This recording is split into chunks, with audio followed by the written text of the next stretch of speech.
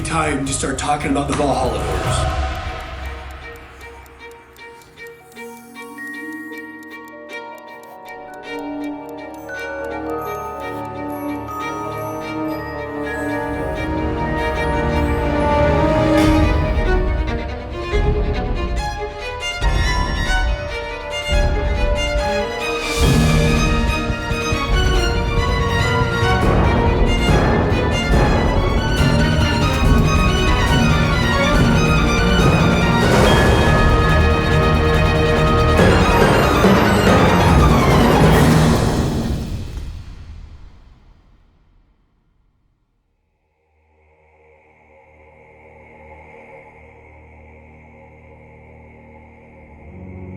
Daniels Woodland is a really cool outfit that makes really imaginative tree houses, some stuff for Disney, rides for amusement parks. They're really cool, very imaginative people. So you can only imagine the honor it was for them to ask me to build something for them. You know, they have people in-house to do this type of thing. So they first approached me about building a ridiculously cool entrance for their new facility. First thing to be done was to design handles for their doors. So when it comes to design, when you walk up to these 18-foot tall solid oak doors, you really feel dwarfed, almost like you're a little kid. Like just it's amazing. So I needed these iron handles to give you the same sensation. You can't even get your hand around the grip itself.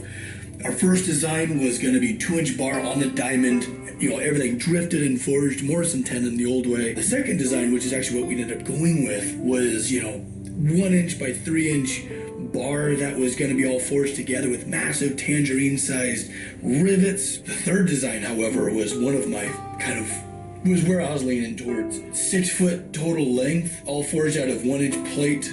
It was going to be crazy with this kind of Celtic knot style antler work. But honestly, now that I'm looking at it in retrospect, I'm so happy that we went with this design to put a little more focus on the door.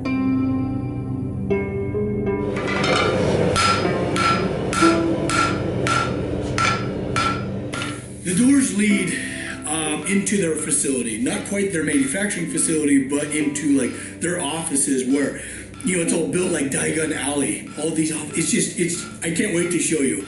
But this is the entryway where Imagineers will become to be inspired. So this entryway is very important. When I was designing these handles, it was very important to make them as large scale as the rest of the facility. So I went with big bar. When I was forging this 1-inch by 3 like slabs of steel, it feels good because you can kind of get everything. Most of the time when you're forging, you're actually being fairly delicate, you know, placing really finite strikes. When you're working with 3-inch bar, you can really go to town, and it's nice to just kind of open it up.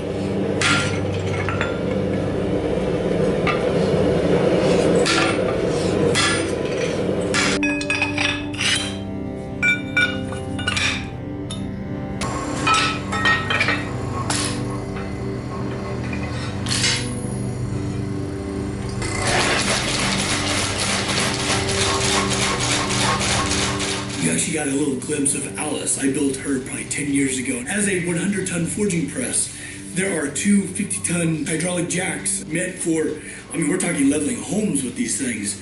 There's a clutch that I just kind of invented with a loose belt clutch, and you step on a pedal and it engages a pumping mechanism that pumps the living hell out of these 2 50-ton jacks. There's several different ways you can use it. There's forging implements that I can actually press pieces into hot steel. I can actually forge cold steel, like breaking edges. But in this case, I use her as a bender. She bends this 1x3 plate like no big deal.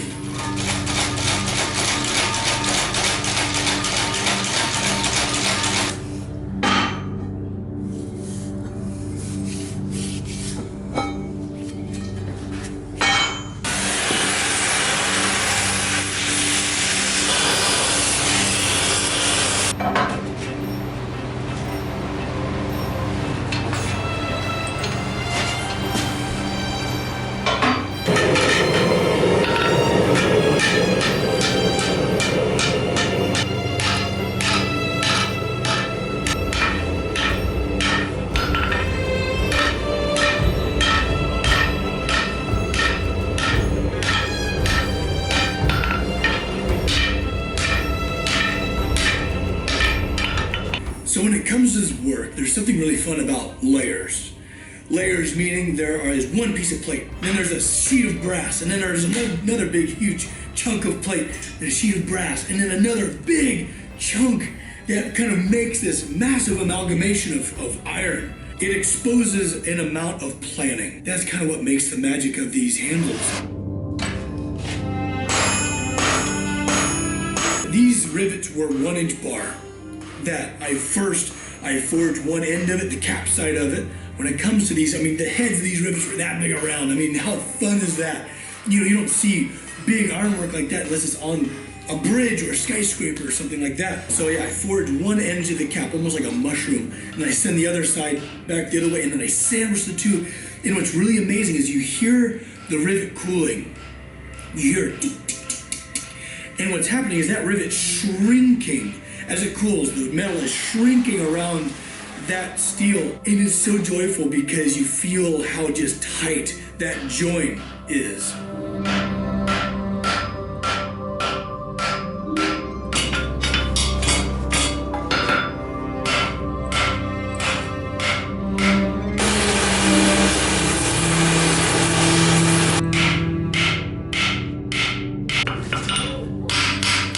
So you actually see a bunch of peening. Peening is done with ball peen hammers.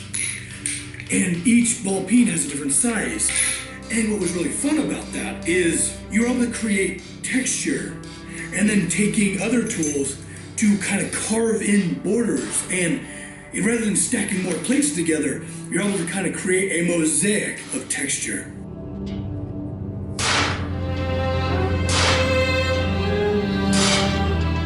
So when it comes to forging these kind of design elements, I really wanted to take to the classics, right? And it's a lot of fun to kind of go back to basics a little bit on a very eccentric piece. And then there's a bunch of Oxy Cutting that will really start to incorporate a design language for the rest of this piece.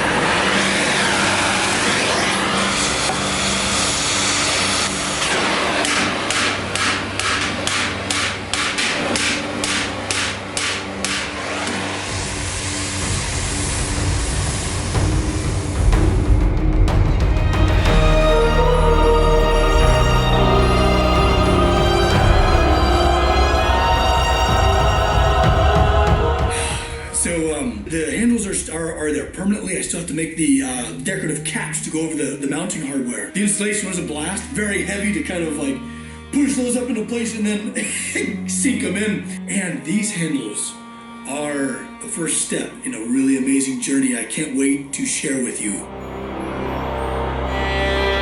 As always, my friends, thank you for watching.